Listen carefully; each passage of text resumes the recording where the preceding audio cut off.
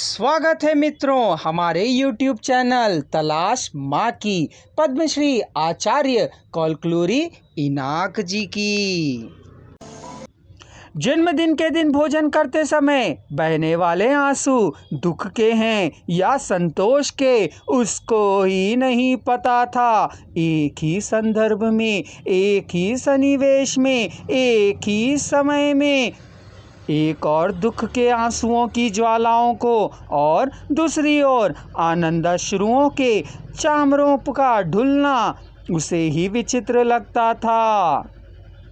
चितरंजन के देवालय से हजारों लोग चले गए होंगे, हर कोई गोद लेने के कारण या नौकरी मिलने के कारण या विवाह कर लेने के कारण या औद्योगिक संस्थाओं के द्वारा आश्रय प्रदान करने के कारण अपने जीवनाधार को खोजते हुए चला गया।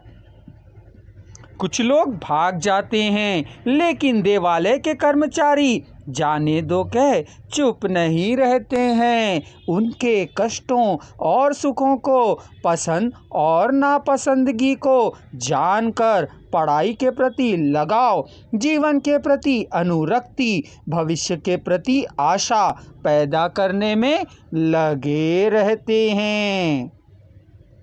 यदि वह वहीं रह जाता तो ना जाने क्या होता, ना जाने क्या किया करता होता, कौन सी नौकरी मिली होती, जीवन किस प्रकार बदल गया होता। उसकी कल्पना करने से ही वह डर और वैसा ना होने पर आनंद से रहते समय भी दुख और आनंद को एक साथ मिलकर उमड़ पड़ते थे।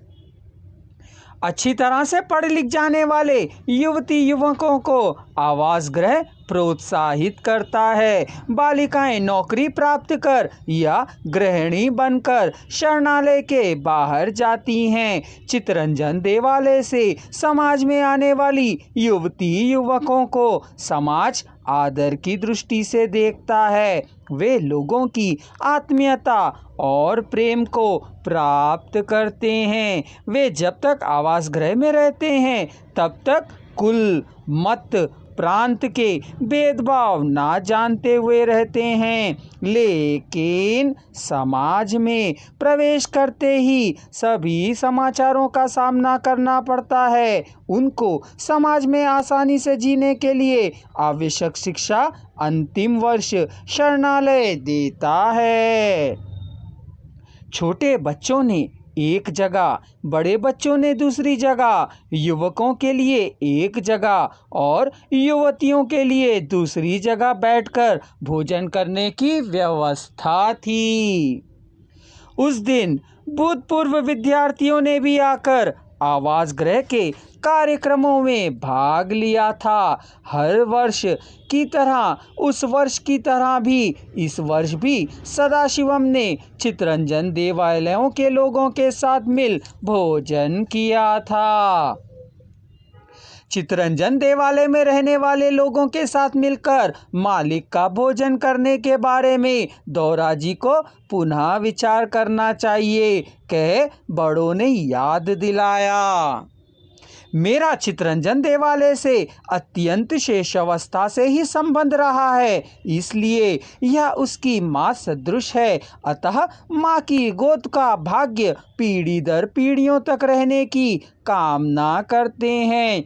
इसलिए मैं जब भी, जहाँ भी, किसी भी ओहदे पर क्यों ना रहूं, चूँकि यहीं पैदा हुआ हूँ, अतः मुझे अपना जन्मदिन आवास गृह में मनाना ही अभिष्ट है। यह अत्यंत प्रेम पात्र का विषय है, उसने स्पष्ट कहा।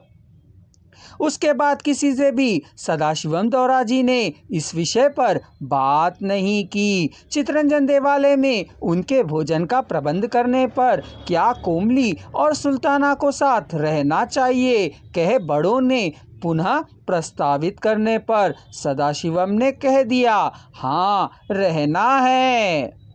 चूँकि वे दोनों खाना बनाने वाले और उसका स्वाद चखने वाले हैं, अतः उनके समक्ष ही उसका भोजन बनना समुचित है के निर्णय लिया गया।